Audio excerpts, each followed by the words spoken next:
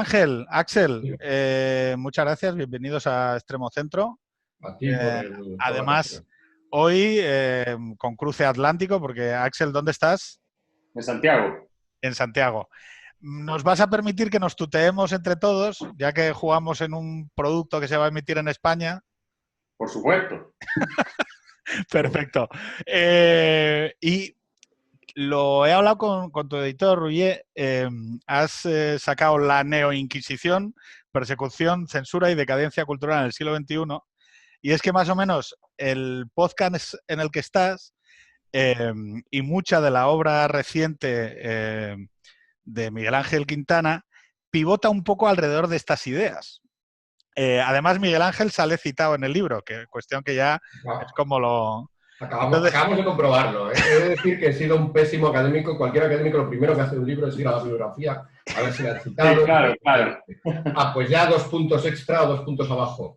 Pero reconozco que no, que yo no lo había hecho hasta ahora. O sea Lo que sí que me gustaría decirte sobre el libro, porque es algo que me llama la atención, 4 citas por página, muy documentado, hasta en sus últimas afirmaciones, buscando una referencia que la... O sea, no sé si me explico, cada frase y cada afirmación va con su cita.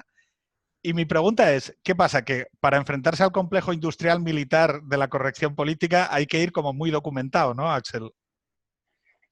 Yo toco temas muy sensibles en el libro, muy polémicos, y como consecuencia de eso me pareció que era necesario blindar los argumentos, porque tú sabes cómo funciona. Dices algo que no le gusta a toda esta neoinquisición, a estas hordas de la corrección política, y te atacan y te destruyen. Entonces a mí me pareció relevante demostrar en el libro, que hice una investigación bien profunda, que las cosas que se plantean, ¿cierto?, tienen un correlato, un respaldo en los mejores científicos del mundo, los mejores académicos del mundo, en gente conservadora, en gente de centro izquierda, en personas que vienen del mundo feminista, en personas que, digamos, han experimentado en carne propia estas persecuciones injustas, ¿cierto? Y en filósofos, en pensadores como Zizek, que es de izquierda, pero que ataca la corrección política. Porque este es un fenómeno que, si bien viene de la izquierda en los tiempos de hoy, ha arrasado con muchas personas que no necesariamente son de izquierda, pero también gente de izquierda. O sea, no solamente ha afectado a un personaje como Roger Scruton, el filósofo conservador en Inglaterra, sino que ha afectado a personas de izquierda como el mismo Zizek, pero también digo, estas personas de izquierda razonable, más liberales, o que piensan, porque Zizek es un tipo que piensa, uno no está de acuerdo en todo, les han hecho campañas de destrucción de imagen muy importantes. Entonces, ¿Le podríais, os pregunto a los dos, ¿le podríais poner un nombre a quienes se oponen a esta ola de... Es que yo no sabría, quiero decir, tú mismo lo dices en las citas, hay una enorme heterogeneidad, hay referencias de un campo, de otro. ¿Podríais ponerle un nombre a quienes de alguna... Quillet, ¿no? La publicación Quillet. sí. Pero, ¿qué es eso? ¿Qué nombre tiene? La gente que de alguna manera dice, oye, a mí este giro no me está convenciendo. ¿Con qué bandera nos identificamos? Bueno, yo creo que el identificarnos solo bajo un molde, una bandera unos principios muy fijos es cosa de las Inquisiciones siempre, es cosa de la neoinquisición esta también, por lo tanto. Y que el que no haya un nombre para todo lo demás, aunque sea mucho nominalmente en grupitos, pero a lo mejor luego en un número tampoco somos tantos. O sí somos muchos, pero gran parte de los que están fuera del mundo intelectual. En el mundo intelectual probablemente la neoinquisición sea en muchos lugares ya mayoritaria. Bueno, pues a todo ese otro grupo más pequeño, pero muy heterogéneo, como bien decías, pues a lo mejor no hay por qué darle más nombre que los partidarios de la libertad de expresión, que es en el fondo lo que está en juego, ¿no? Pero ¿no creéis que, por ejemplo, algunas de las banderas que defiende la gente que critica la corrección política no son una derivación de la identidad conservadora? Es una cuestión que o sea, por ejemplo, eh, a veces vosotros sabéis que la identidad conservadora en el espacio público se ha visto muy minorada ante la hegemonía liberal o ante la hegemonía de la izquierda, ¿no? ¿No está una parte de la identidad conservadora utilizando la anticorrección política para incorporar sus temas? Sí, ¿Axel? sí, claro, ¿Miguel sí, Ángel? pero bueno, los conservadores serían uno de esos grupos. Tengamos en cuenta incluso que dentro del grupo de la corrección política o de la neoinquisición, como lo llama Axel, a su vez no estás seguro tampoco. Cualquier día, y esto es esencial a toda inquisición, cualquier Sí, día, aun siendo miembro de ella, si te apartas 2 centímetros del camino recto, la inquisición, el juicio, el tribunal puede caer sobre ti. Ha habido casos de esto también. Pasó también con la Inquisición de su día o con la Iglesia en su día, ¿no? Muchos de los sometidos al juicio de la Inquisición eran sacerdotes, incluso obispos, incluso arzobispos, ¿no? En España, el arzobispo de Toledo, pues padeció un proceso larguísimo de inquisitorial, quizás el más famoso de todos. Luego, creo que esto también es característico de todas estas inquisiciones y, por lo tanto, bueno, su poder es opresivo para todos, incluido para los que están dentro de ella. claro, eso es cierto, y en las revoluciones que tienen un proceso de desarrollo similar, esta purga, ¿no? del inmoral, del maligno, de acuerdo al estándar de pureza que se ha establecido en los procesos revolucionarios, ya sea el polo jacobino o por los bolcheviques, siempre se extrema más y muchas veces los precursores de la revolución terminan siendo ejecutados porque no cuadran con los nuevos estándares de pureza que se están exigiendo. Yo llamaría a que los que estamos resistiendo eso somos precisamente parte de una resistencia en términos más bien amplios, ¿no? Con las diferencias que podemos tener en términos filosóficos, en distintas materias, pero lo que no nos gusta es la represión, la destrucción de imagen, el reemplazo del diálogo racional por una caricaturización y un desprestigio sistemático del adversario, sin hacerse cargo de su argumento, calificándolo de nazi, homofóbico, racista, xenófobo, cualquiera de todas esas categorías que yo explico en el libro y que son las que se usan hoy en día, porque claro, tú estás en una discusión en la televisión, en cualquier parte, y das una opinión, por ejemplo, sobre la migración, que no es necesariamente de abrazarla y aplaudirla en todas sus manifestaciones, y lo que te tienen que decir es que eres un xenófobo y un racista, listo, se acabó el debate. No hay que entrar a los números, no hay que entrar a una reflexión más sofisticada del impacto que puede tener en la comunidad o de los beneficios versus los costos que puede irrogar al Estado en términos de servicios sociales. Nada de eso importa, es irrelevante. Te dijeron que eras nazi. Como eres nazi o xenófobo, ya no hay que hablar contigo. Se resolvió el problema. Entonces destruyen tu credibilidad moral. Eres básicamente el demonio, porque así funcionan las inquisiciones. Eres el demonio, de acuerdo a los estándares de esta religión, y con el demonio no se conversa, al demonio se le exorciza simplemente, se le ejecuta, se le destruye. Y eso es lo que estamos viendo en todas partes. Entonces, yo creo que por un lado es esto. Ahora, lo de la voz conservadora que tú mencionas, efectivamente, los conservadores son una minoría perseguida hoy en día, yo diría. Yo no me identifico necesariamente como conservador, hay que ver bien a cómo se define, pero también existen las políticas de identidad que vienen de la derecha, también es cierto eso, y que terminan creando sus propias inquisiciones, pero hoy en día lo predominante por lejos, de manera sin contrapeso, diría yo, en las universidades, en los medios de comunicación, en las redes sociales, está la inquisición de izquierda. Que, como digo, arrasa también a personas de centro-izquierda liberal moderada, las destruye. Pero fíjate esto que acabas de decir. Vienes a decir más o menos, como todos podemos entender y como explicas, hay dos grandes temas, pues el feminismo o el tema del género, ¿no? O las cuestiones relativas a, no sé, el negacionismo climático. O sea, cualquier debate que se quiera tener en unas coordenadas que no encajen con lo que está propalando, vamos a decirlo así, la izquierda en ese momento, ¿vale? te coloca automáticamente fuera del consenso. Claro. Entonces, claro, la pregunta es, ¿no es esto la articulación de todo lo que sea la no izquierda respecto de la izquierda en el momento? Es decir, sabemos que desde que la clase decae, hay una parte de la izquierda que no se siente cómoda. ¿Por qué? Porque el contenedor al que se ascriben pues son cuestiones más materialistas, visiones más de clase, y que entonces hay determinadas cuestiones de género o cuestiones sobre las orientaciones sexuales de las minorías que les resultan más ajenas, pero que son la expresión de la izquierda mayoritaria del momento, la real, la que está ejerciendo el poder en los medios de comunicación y en las academias. Entonces, muchas veces cuando hablamos de la oposición a estos temas, es casi como la oposición a la izquierda. Claro, efectivamente, hay una especie de identificación ahí de la izquierda con todos estos temas,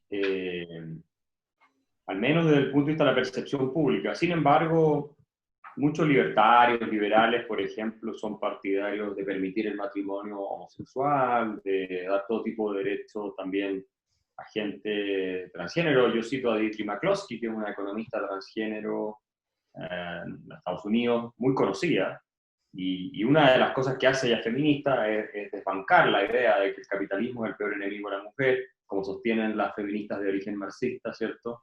Que es un absurdo completo, y entonces hay distintas posturas dentro. O sea, por supuesto los conservadores no van a ser partidarios del matrimonio homosexual, al menos la mayoría de ellos, pero sí quieren, en su buen porcentaje, en buena medida, tener una discusión razonable sobre temas donde puedan plantear sus argumentos, sin que los descalifiquen inmediatamente. Yo creo que eso es lo que tenemos que salvaguardar, ¿no? Y tener cierta diversidad intelectual, porque fíjate que este es el mundo en que todos hablan de la diversidad. ¿Ah? La diversidad se ha convertido en una especie de dogma de fe. De hecho, ahí tengo un capítulo sobre los dogmas de la nueva fe, la diversidad es uno de ellos. Porque es una cuestión puramente superficial y aparente. Quieren tener a personas de distintas razas, de distintos orígenes, de distinta orientación sexual, pero que todos piensen exactamente lo mismo. En el minuto en que piensas distinto, te purgan. Seas homosexual, o seas de color negro, lo que sea. Te destruyen. Entonces, no se cree en la diversidad. Es una especie de dogma totalitario, ¿cierto? De apariencia, de tolerancia, cuando en realidad lo que está escondiendo es una intolerancia radical.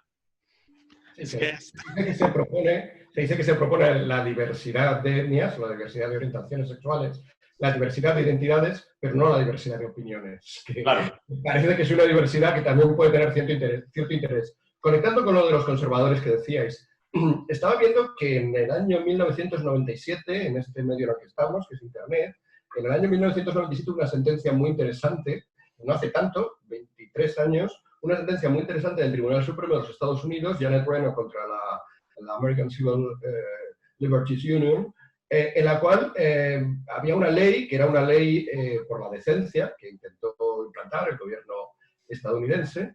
Esta asociación, que es una campeona siempre en los derechos de la libertad de expresión, aunque ahora, por cierto, ya también está cayendo en algunas cosas que serían dudosas, quizás no las podíamos comentar. Pero bueno, en aquel momento era sin duda la campeona de la libertad de expresión. Sin más, esta asociación demandó y ganó. Y ahí esa ley a favor de la decencia, pues en principio era una cosa pensada desde un punto de vista que probablemente hubiera favorecido a los conservadores, ¿no? Porque la decencia es un término como muy, muy conservador. Bueno, 23 años después estamos seguros de cómo se hubiera utilizado esa ley en Internet, o sea, en todo Internet. Habría dado poderes al gobierno estadounidense para intervenir en Internet y censurar, cohibir, prohibir, multar cosas, ¿no? Bueno, ahora esta discusión se ha trasladado ya, por ejemplo, a las redes sociales y no puede estar más de actualidad por la reciente propuesta de Trump, ¿no? Que si queréis luego hablamos de ella.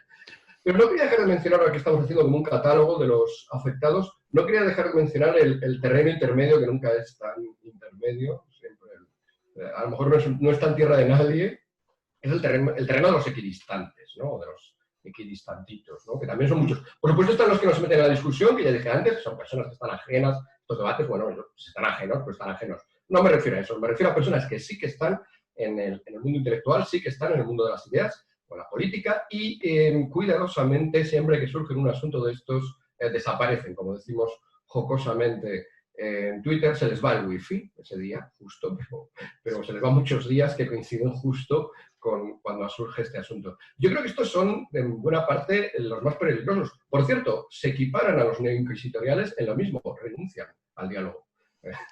Claro, pero fíjate, Miguel Ángel, tú que eres un buen exponente, Axel, yo que conozco el comportamiento digital en redes de Miguel Ángel, sé que es una persona que abraza la discusión, desde una perspectiva incluso disfrutona, vamos a decirlo así. Pero es verdad que tiene costes, tiene enormes costes. Es decir, tú lo explicas al inicio del libro, ¿no? Esa destrucción del carácter a la que te abocan. Nosotros, cuando en el podcast hemos querido abrazar diferentes sensibilidades que se salen del radio, automáticamente, es que fue automático, nos llamaron nazis. O sea, por entrevistar a unos chavales de 19 años que son indoarios y tal, automáticamente dijeron que éramos unos nazis, ¿no? La cuestión es que el dilema que os lanzo, y que le lanzo especialmente a Axel, que además se están viviendo ya fenómenos donde yo creo que eso se está rompiendo y están subiendo los costes por ambos lados del espectro, es, oye, ¿y por qué no hacerlo a la inversa? ¿Por qué no empezar a decir, si tú me llamas ya nazi, yo te digo que eres un comunista asesino o que tú eres un borracho? Ah, no, tú me acusas de ser un acosador, pues tú eres un drogadicto. No sé si me estoy explicando. ¿Por qué no abrazar todos ese modelo de conversación? Axel. Y finalmente, si eso es lo que te abre el espacio o los obliga a retroceder, va a empezar a ocurrir cada vez más. Yo creo que en ciertos casos también es justificado contestar describiendo lo que son, no por una descalificación. Cuando una persona te llama nazi sin ningún fundamento, lo que está buscando, por cierto, es censurarte, es destruir tu carácter moral, y tú tienes todo el derecho y la justificación para responder de una manera en que quede en evidencia lo que está intentando. Hay que inventar esas palabras que sean de alguna forma explicativas de la condición en la que se encuentra el que te está tratando a ti de censurar. Uno podría decirle, eres un neoinquisidor, por ejemplo, para usar el concepto de mi libro. Tú eres un neoinquisidor, un fanático, un totalitario, que no acepta opiniones distintas, porque eso es cierto además. Y de esa manera ir subiendo el costo a esta gente que cree que puede disparar y puede atacar gratis, ¿no? Y que entonces van a lograr a ti a callarte o que no invites más personas de esas opiniones solo porque a ellos no les gusta lo que están oyendo. Y creo que tenemos que comenzar con ese coraje para que más gente también hable, porque fíjate que uno de los peores efectos de la neoinquisición y de la corrección política como práctica y ideología incluso, es la autocensura. La gente ya no se atreve a hablar, los artistas no se atreven a crear, los músicos no se atreven a escribir letras que pueden considerarse ofensivas, los poetas no se atreven, tengo poetas citados que dicen no se atreven a escribir poesía, los autores de literatura, de novelas, ya muchos están siendo censurados de lo que pueden decir. Pones un par de ejemplos en el libro relativos a la música española, por cierto, que me ha llamado mucho la atención. Me gusta porque muchas veces la gente que trata estos temas o vive mucho en la esfera estadounidense de los campus o vive mucho en culturas que son... Pero el libro va cosiendo a ambos lados del Atlántico, referencia en muchos casos, por ejemplo, de la cultura española, haces una referencia precisamente a eso, a cómo en el pop español hay una autocensura que reduce el radio de lo que se puede decir. Y luego una cosa que me llama la atención, el tema de los periodistas. Sí. Hablas de que la clase periodística, y Miguel Ángel y tú sois profesores académicos que ya venís de un campo, vamos a decirlo, o sea, un campo en el que estáis en minoría, pero ¿y lo de los periodistas? ¿No sería lógico que en un espacio público en el que se consume información, cultura, noticias, medios, quienes prescriben tuviesen sensibilidades más o menos igualitarias a las del espectro político? ¿Por qué creéis que esto no es así? Y favorables a la libertad de expresión, ¿no? Porque si te dedicas al periodismo... Pero pasa lo mismo en la universidad. Te dedicas a la universidad, que se supone que es el mundo del intercambio de ideas, pues es paradójico que justo allí luego es donde haya más reacios al intercambio libre de ideas. Sí, las paradojas seguramente son múltiples. El mundo del entretenimiento, ¿no? Que es otro Hollywood, o el mundo de las series de televisión, etcétera, es otro mundo que también reposa fundamentalmente en la libertad de creación, y sin embargo también está mayoritariamente carcomido por estas ideas. Bueno, por lo tanto, yo creo, claro, en vez de esa lógica, yo personalmente creo que tenemos que aplicar otra. Tenemos que empezar a aplicar lógica, si queréis, incluso de grupos o de clases sociales. Pero Miguel Ángel, yo te hago una pequeña enmienda a esto y me gustaría. Yo en el mundo anglosajón estadounidense veo más pluralidad de la que luego veo en España. En humoristas, en actores, en creadores, en directores de cine. O sea, hay una cultura que no representa... Vale, puede ser minoritaria, pero por lo menos existe. Es que en España ni eso. No sé, Pedro, en las anteriores elecciones hubo una encuesta sobre periódicos que habían apoyado a un candidato o a otro. Creo que el 96 o el 97% de los diarios había apoyado a Clinton.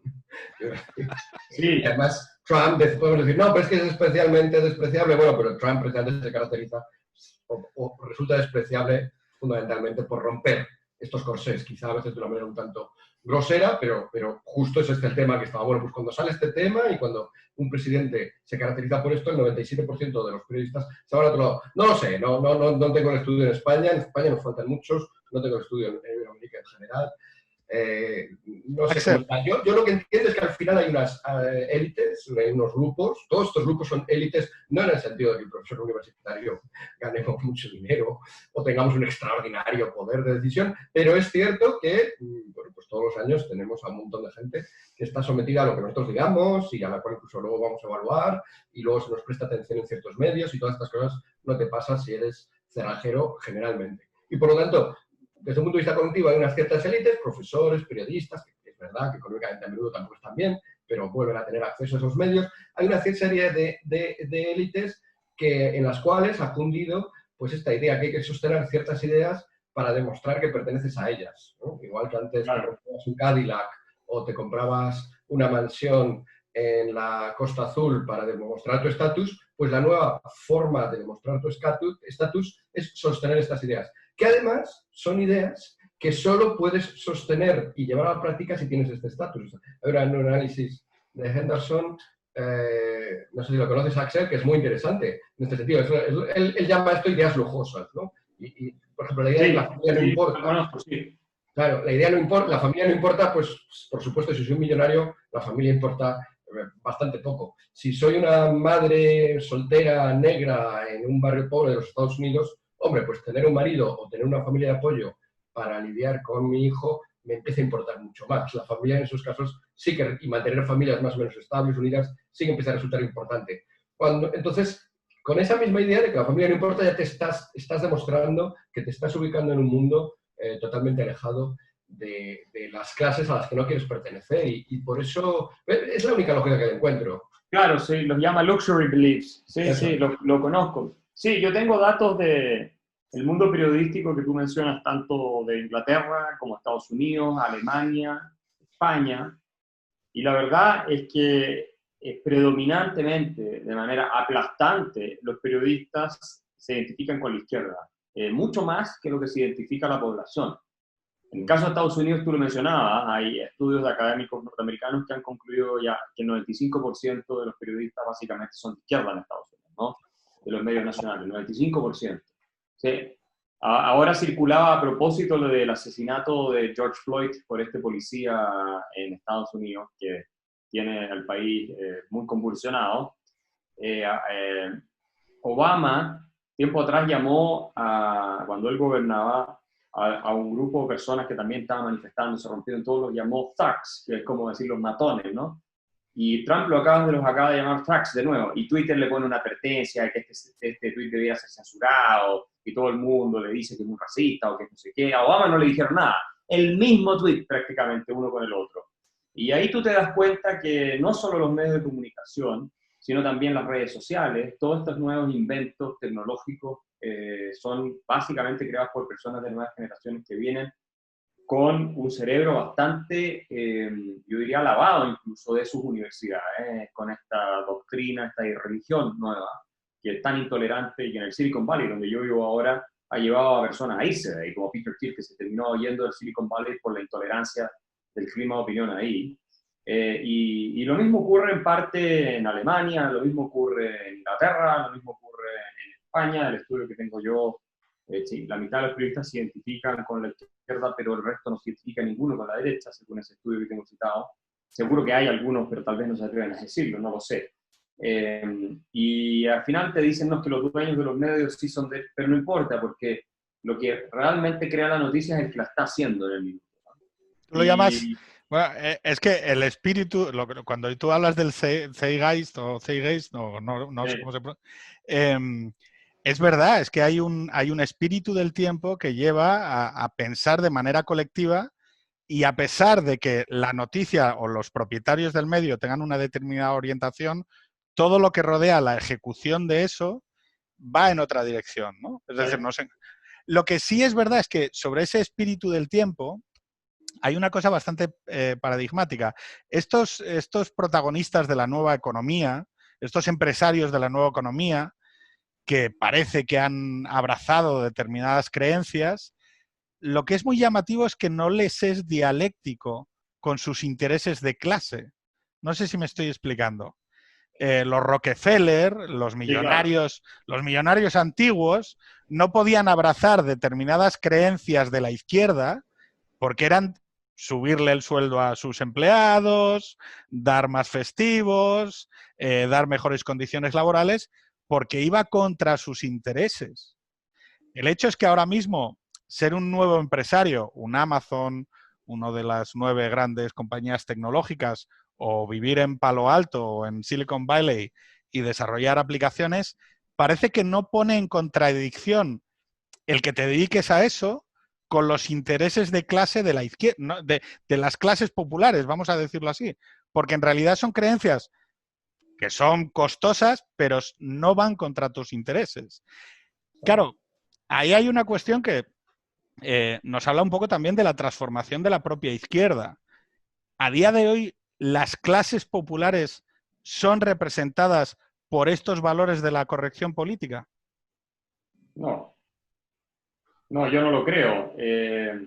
No hay un conflicto directo en el sentido de una lucha económica, que es el marxismo clásico, la confiscar la propiedad privada, distribuirla, todas esas cosas. Pero hay un costo que pagar en mediano plazo. Por ejemplo, en el Silicon Valley lo estás viendo. Es tan predominantemente de izquierda California que primero te hace imposible vivir en el estado por lo caro que es, porque tienen prohibido el housing, construir nuevas casas, todo está prohibido básicamente en California, entonces es casi imposible vivir ahí por eso, es muy caro, carísimo, los impuestos además son atroces, tienen una tasa de pobreza de las más altas de Estados Unidos, además siendo uno de los estados más ricos, porque le da mucho beneficio social también a la gente pobre. San Francisco es una vergüenza, San Francisco es una ciudad. Yo nunca he visto, ni siquiera en América Latina, el nivel de indigencia, el nivel de drogadicción en las calles que tú ves en San Francisco. Es una cuestión realmente increíble. Eso es por políticas de izquierda de la misma administración de la ciudad y del Estado. Y por otro lado, al asfixiar la capacidad creativa y de expresión, hay más y más genios tecnológicos que no quieren irse a Silicon Valley porque hay preguntas que en su investigación científica están prohibidas de hacer. Entonces tú ya no puedes desarrollar, por ejemplo, investigación sobre las diferencias de inteligencia entre los distintos grupos y cosas por el estilo y cómo ayudar, porque inmediatamente estás en un terreno tan difícil desde el punto de vista de la corrección política de la Inquisición que no te dan trabajo o te expulsan. De hecho, hay listas negras de conservadores para que no entren a trabajar según sus sensibilidades a estas empresas, a las empresas tecnológicas. En Facebook, Google y otras. Los tienen excluidos, quieren que todo el mundo piense exactamente lo mismo. Y eso termina irrogando costos para la economía. Cuando eres Google, el costo que pagas es muy marginal, porque es una empresa tan gigantescamente rica y que margina de manera tan colosal, que pueden darse el lujo de tener, si quieren, no sé, un país entero viviendo sin trabajar ahí. Pero cuando eres de otro tipo de empresas, startups o qué sé yo, no es tan fácil. Ahí ya se empieza a complicar. Claro que a los grandes, que pueden darse esta facilidad de virtue signaling, como lo llaman ellos, de señalar que son virtuosos, son buenos, los luxury beliefs y todo esto, no les importan los chicos. Entonces, ellos siguen discutiendo y repitiendo estas ideas para poder mantener su posición de privilegio. Y la gran paradoja de esto, hablar del privilegio blanco, como suelen decir, para poder mantenerlo, ¿no? Exhibir culpa para ser perdonado en tu pecado y poder seguir viviendo como pecador. Esa es la lógica que tiene esto finalmente. Y a propósito de lo que pasa hoy día en Minneapolis y todo con esta explosión social que hay por ciertos sectores, por la muerte de este afroamericano, o el asesinato de este afroamericano, que fue bien brutal, hay que decirlo. Pero esto que está ocurriendo no habría pasado si la víctima hubiera sido asiática americana, si hubiera sido blanca, si hubiera sido de otra etnia. Y eso tiene que ver con... No, claro, las ha habido y nunca ha existido este tipo de crisis. Y eso tiene que ver con, de nuevo, el discurso, la narrativa instalada desde la izquierda de la identity politics, de la cultura del victimismo. Yo tengo un capítulo sobre esto, donde se le considera a los afroamericanos, a la gente de color, y no a todos, porque si eres un indio de color negro no se te aplica lo mismo, interesantemente, como las víctimas de toda la sociedad, todo lo cual no es cierto. Sí, es efectivo que hay una cierta dificultad en ser afroamericano, pero la razón por la cual estos ciudadanos son tan desaventajados tiene mucho más que ver con cuestiones de su propia responsabilidad, y esto lo explica Thomas Sowell, que es afroamericano, uno de los economistas más conocidos en Estados Unidos, Stanford, ¿cierto? Tiene que ver con su propia responsabilidad, que tienen una cultura en sus grupos muchas veces que les hace imposible adaptarse al mundo productivo y un estado benefactor que les incentiva los peores comportamientos, como la destrucción de su familia, por ejemplo. Y eso es una de las razones. Esto que acabas de comentar con el tema de las familias, que antes lo ha tocado tangencialmente Miguel Ángel, que es el hecho de cómo en muchas comunidades, sobre todo en las comunidades afroamericanas de Estados Unidos, la destrucción del núcleo familiar ha tenido unos costes sociales enormes. Pero solo la mera expresión de esta idea, de que una madre soltera con hijos tiene muy difícil salir de una trampa de pobreza, o que eso afecta a la capacidad de la igualdad de oportunidades, parece que decirlo ahora es algo rompedor, cuando es una obviedad. O sea, es que no entiendo cómo esto puede tener un componente ideológico. Pedro, a ti, Pedro, he visto que te reprochaban en Twitter, en una red social, te reprochaban que hablaras bien de tener familia. Es delirante. Si dices que tener familia es algo que está bien, pues ya te venían acostumbrando de todo tipo de pecados, de opresiones. Bueno, tener familia, tu modelo es tener una familia y tú le ves cosas positivas y lo dices. No, esto ya no se puede. Sí, pero Miguel Ángel, tú sabes que yo soy del 80. Tú sabes que los que nos criamos o nos inculturamos en la hegemonía de los 90, una vez caído el telón de acero, participábamos de la idea de que, bueno, que la esfera moral privada era una cosa que uno no exhibía para no meterse en la esfera del otro. Es decir, mientras no le hagas daño a nadie, tú vive como te dé la gana, ¿no? Era más o menos el principio. El problema es que durante los últimos años nos estamos encontrando con que hay mucha gente con modelos vitales que tienen más agujeros que un queso gruyère, que están propalando su modelo vital por encima del de los demás. Y claro, la disyuntiva ya, digo, como dilema personal es, oye, pues yo también voy a afirmar el mío en la esfera pública. Voy a decir, pues que estar casado y tener 3 hijos es una razón, te da propósito en la vida, ¿no? Y sorprendentemente, en cuanto participo esta idea en el espacio público, pues recibo... Esa ya no vale. Sí. Estábamos tocando esto antes, lo iba a mencionar, lo has hecho tú muy bien. En términos un poco más filosóficos, es efectivamente eso, ¿no? Supone que hemos creado un espacio liberal, un espacio de ideas más o menos neutral, en el cual cada uno nos quitamos nuestra chaqueta, nos quitamos nuestro color de piel, nos quitamos nuestro sexo y debatimos pues cosas, pues no sé, como los presupuestos generales o cómo resolver este problema o el otro, y dejábamos todo lo identitario y tal, bueno, pues en nuestra vida privada y nos resultaba muy satisfactorio o no, pero bueno, ahí teníamos recursos también para mejorar.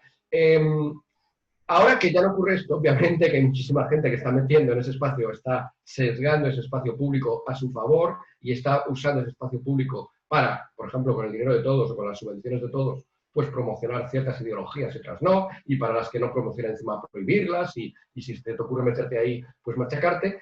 Ahí, a menudo, los que no estamos en eso, decimos, bueno, voy a intentar mantenerlo de antes. Y caemos en el error de seguir con nuestras opiniones sobre cómo vivir una buena vida, cómo vivir una vida con sentido, lo que decías tú, que habías hecho. Bueno, pues yo a esto le veo sentido, yo esto le veo una vida sentido. Caemos todavía en la inercia. Yo creo que es inercia, yo creo que no es ni pudor, no es ni elegancia, es meramente inercia de, venga, vamos a volver a lo que tú decías, a los años 90. No, esta estrategia yo creo que es equivocada. Yo creo que lamentablemente, bien, si el espacio público se ha llenado de modelos vitales, tenemos que empezar a hablar de la vida buena. En esto hay que dejar un purismo liberal, neutral, y hay que empezar, y al hablar de la vida buena es inevitable que se habla también de la mala. Tú no lo hiciste cuando hablaste de tu familia, tú solo hablabas de la tuya. Pero creo que no hay ningún problema, lo comentabais antes, creo que no hay ningún problema empezar a decir, oye, es que a lo mejor, lo que tú has dicho ahora, Pedro, es que este modelo de vida que tú estás proponiendo está lleno de agujeros, y sí que me meto a debatir sobre este modelo de vida tuyo, ¿no? No guardo ese respeto absolutamente versallesco, porque es que lo estás proponiendo, lo está siendo subvencionado, está machacando a todos los demás modelos, y es que encima es una birria. Tengo que explicar, lo siento, pero tengo que ponerme a explicar por qué tu modelo es una... No pasa nada, esta es una discusión sobre modelos de vida buena que ha tenido la tradición de la ética de las virtudes, pues desde Aristóteles para acá, o sea, tampoco estamos haciendo nada extraordinario.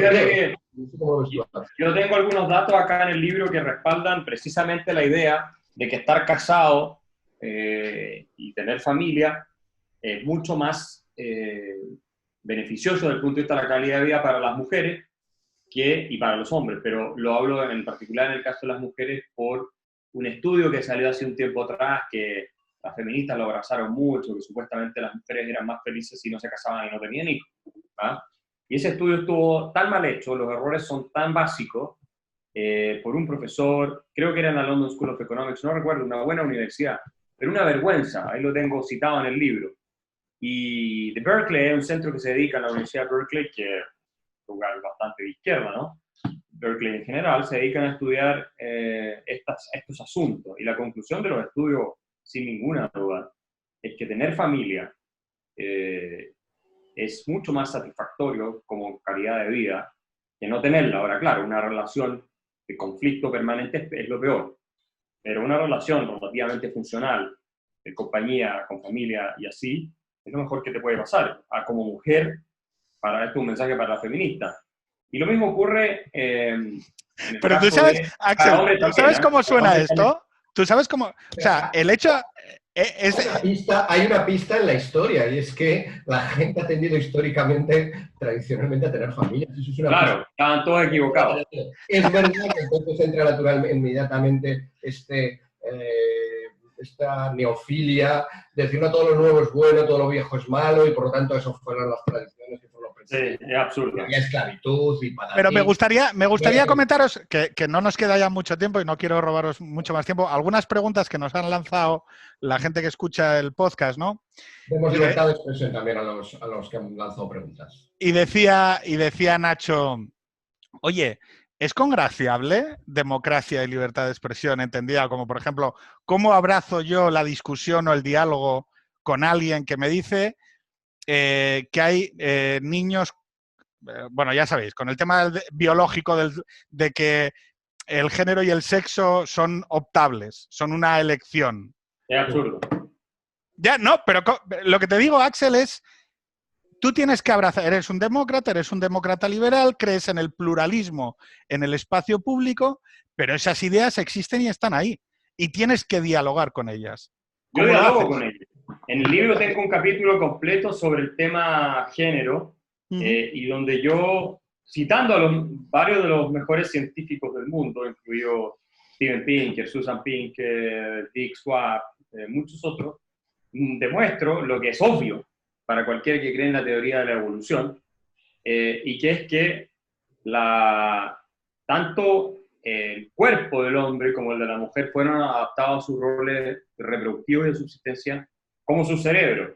O sea, es que esta es la tesis feminista. La tesis feminista es, no existe la evolución.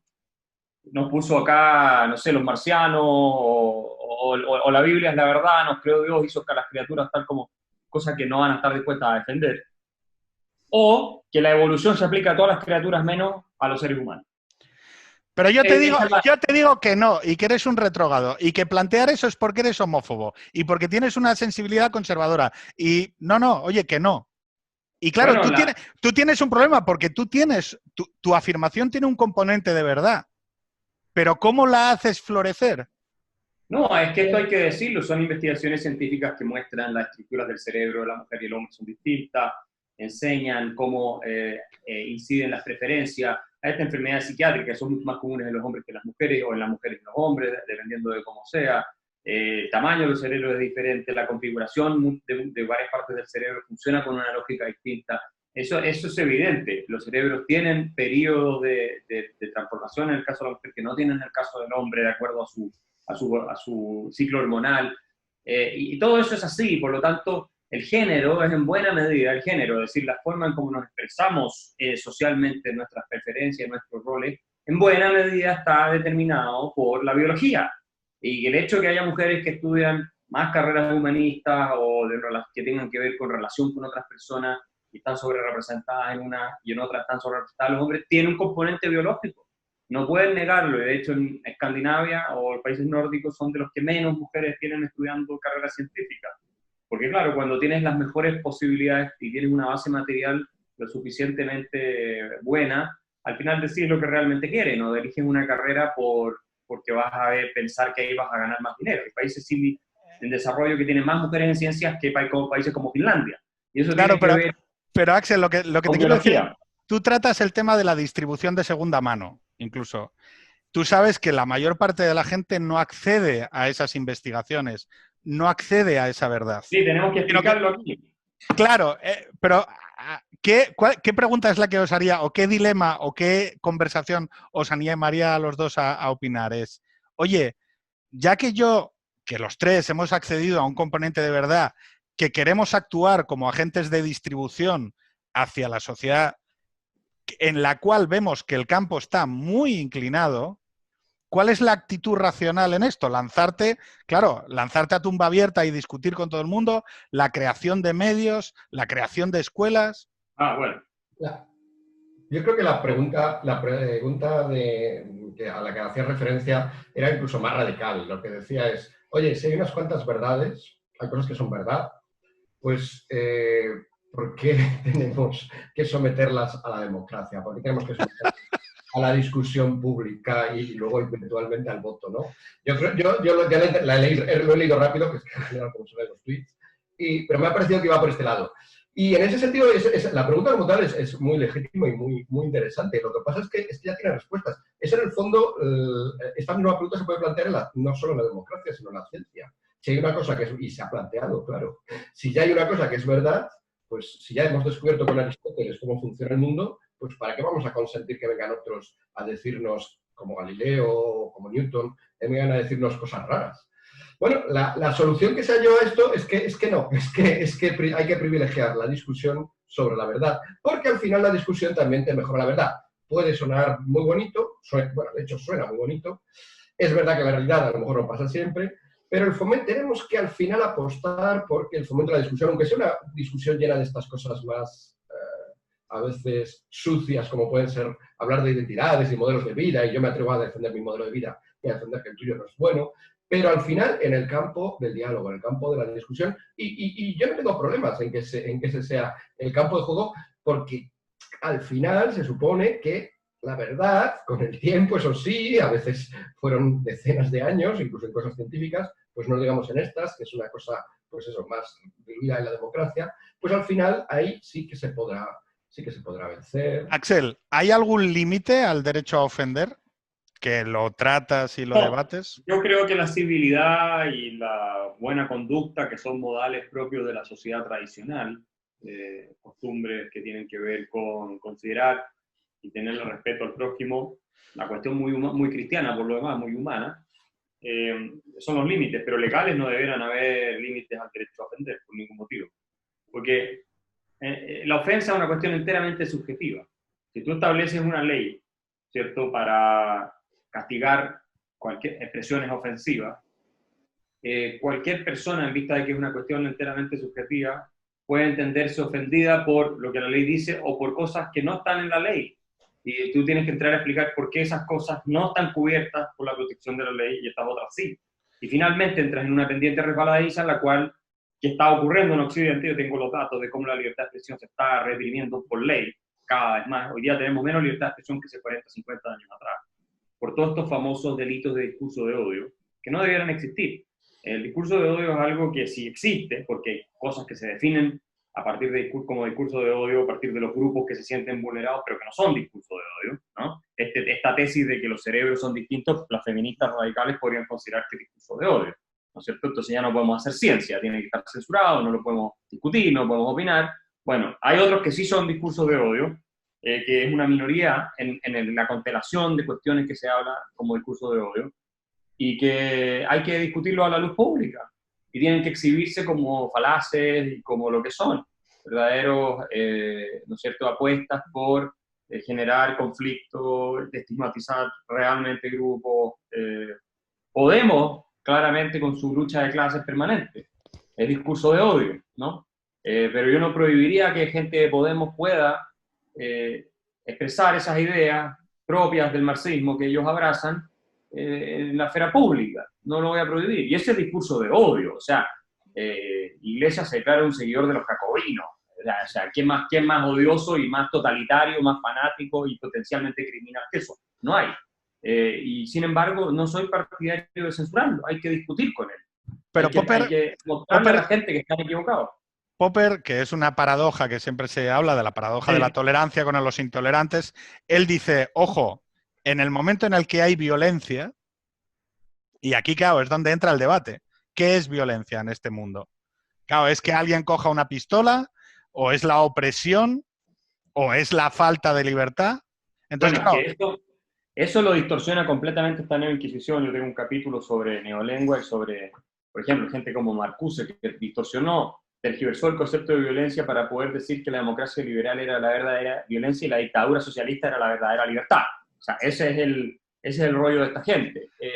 Ahora, si tú tienes efectivamente en la línea de Popper un grupo que está llamando al asesinato inminente y al ataque violento y armándose y organizándose, por supuesto que tú tienes una justa razón para intervenir. Y yo la entiendo así, la paradoja de Popper, como cuando ya es algo inminente que va a convertirse en violencia. Si tú tienes, por ejemplo, un predicador musulmán radical que está ahí diciéndole a la gente que se ponga bomba para ir a detonarse en los centros comerciales, y has tenido casos y tiene un servicio inteligente que está diciendo esto va a pasar, tú puedes tomar a ese tipo y decirle, sabes que usted ya no puede decir más estas cosas, lo puedes expulsar del país o puedes realizar algún tipo de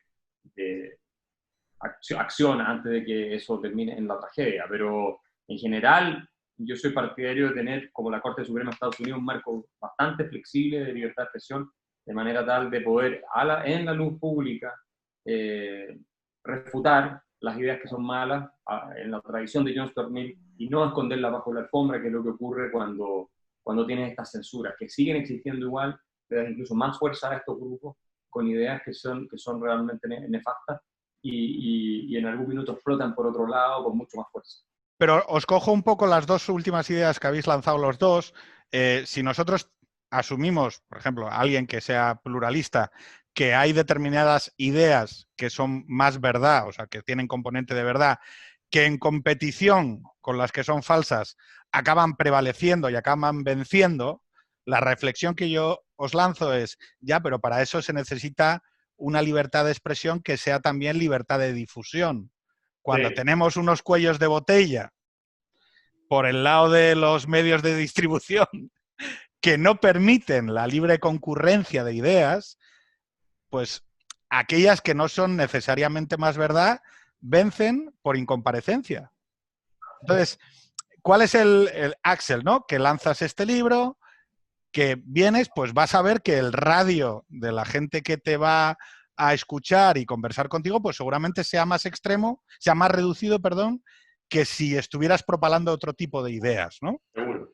Claro, entonces, ¿estamos asistiendo a un combate justo donde la verdad va a acabar prevaleciendo porque, oye, la libertad, la competencia y demás va a acabar imponiendo la verdad? No necesariamente. Ese es el riesgo, que caigamos en una nueva era de oscuridad que dure muchísimo tiempo, pero tenemos que hacer los esfuerzos posibles dentro de nuestros medios disponibles. Es lo que decía Lord Acton, que la libertad ha sido siempre el triunfo de minorías, nunca ha sido fácil defenderla.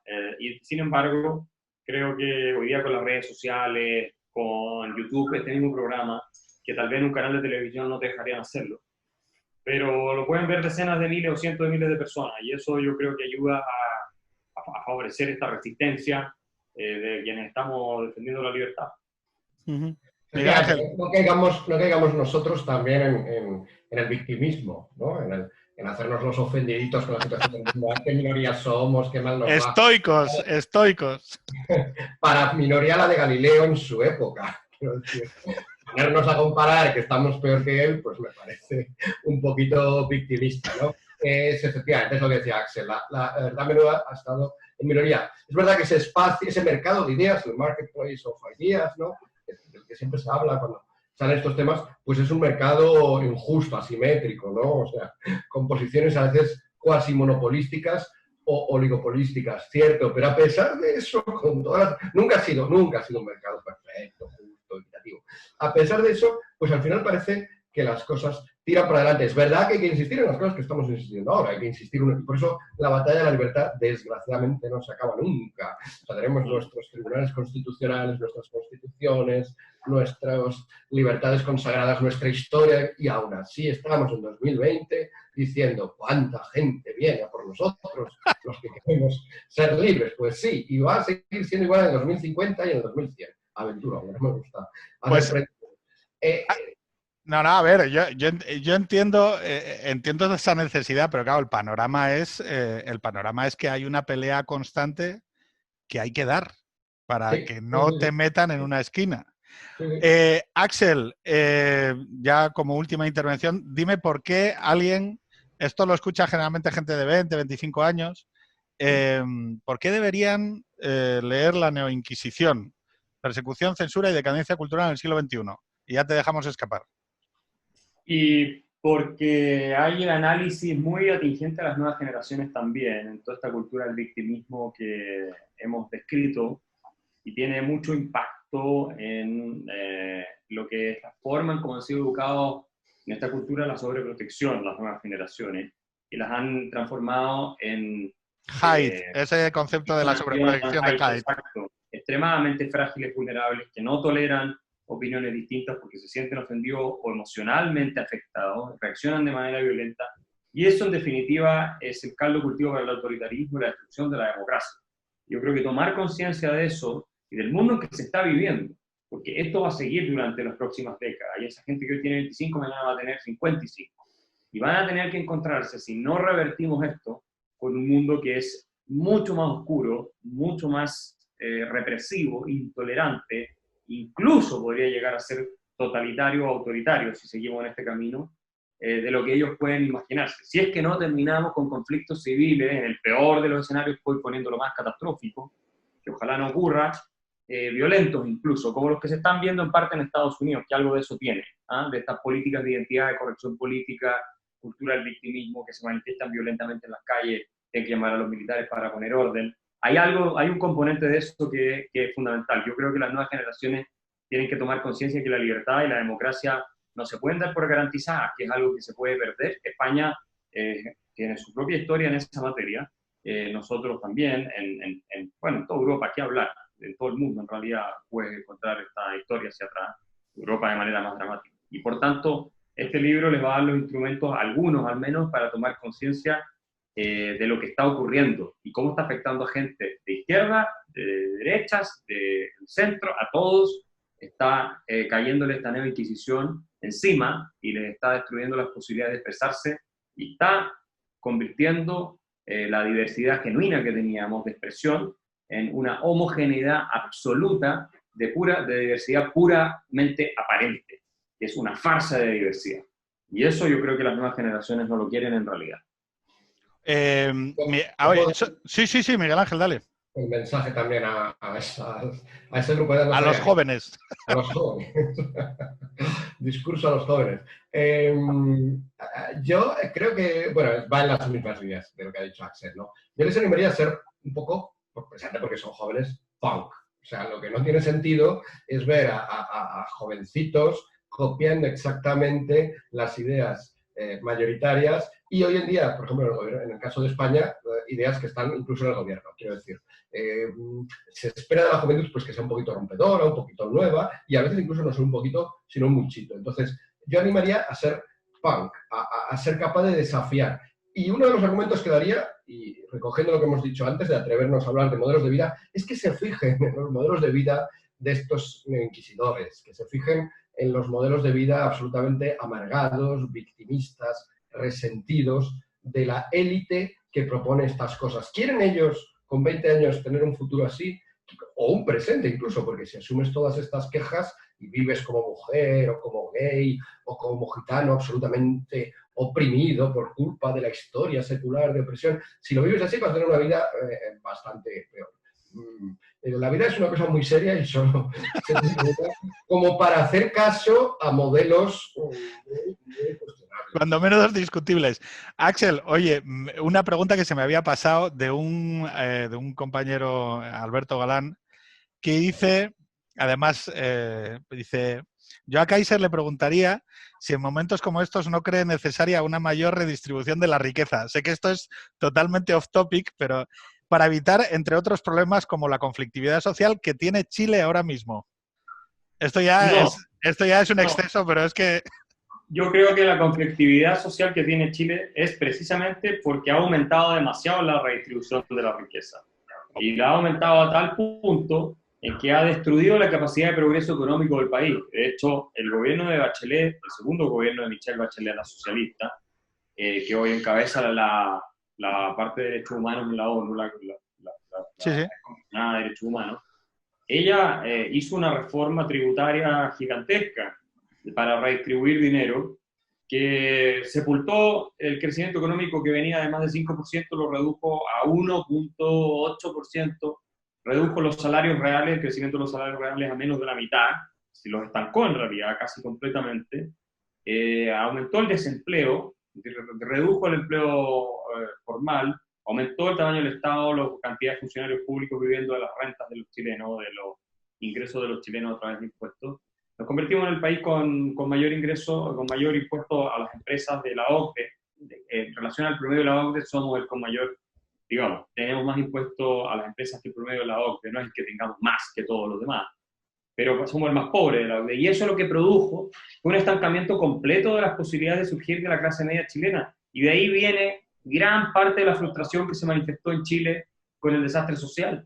Nosotros no podemos seguir subiendo los impuestos porque somos un país relativamente pobre comparado con los países desarrollados, y que esa alza de impuestos que Bachelet hizo y que llevó a recaudar menos dinero, no más, en relación a lo que ellos habían propuesto, incluso, o sea, que del lado fiscal también hubo un problema, no solamente del lado de las personas. Lo que generó fue una destrucción de las posibilidades de progresar de los chilenos precisamente con el verso de la redistribución y de la igualdad. Si Chile se terminó arruinando, pues yo creo que no se va a recuperar, por el discurso igualitario. Y hasta ahí llegamos. Y el diagnóstico es que falta más redistribución. Entonces están proponiendo impuestos al patrimonio, financiamiento del Banco Central directo al Estado, están proponiendo nacionalizar los fondos de pensiones, todas esas cosas que nos van a convertir en Argentina en un año, si es que las llegamos a aplicar, como Argentina, en un año. Ese es el destino de la redistribución de la riqueza. Dejemos que la gente trabaje, salga adelante, hagámosle la vida más fácil. Temo que eso no va a ocurrir porque los políticos tienen que pagarse sus grosos sueldos de ellos y a todos sus amigos que tienen en el Estado primero, y por tanto lo último que se les va a ocurrir va a ser bajar impuestos. Van a endeudar el país primero, después van a destruir la moneda. ¿Tú no crees que hay una, y esta pregunta también se la lanzo a Miguel Ángel porque yo creo que estamos leyendo las mismas cosas, ¿tú no crees que hay un retroceso de lo liberal, de la hegemonía liberal, hacia una derecha más social, por lo menos en distintos países de Europa y demás, con una narrativa más del bienestar, de la redistribución, incluso Sí. movimientos como el Le Pen y demás. Sí, es parte de también la nueva ideología instalada, esto de que los ricos son culpables de todo y que la desigualdad es el gran problema y hay gente haciendo mucho esfuerzo en ese sentido. Estados Unidos tiene una carrera presidencial muy polarizada. Bernie Sanders ha marcado puntos. Bernie Sanders es un socialista de escuela marxista prácticamente. Y Ha condicionado el discurso de los demócratas, totalmente.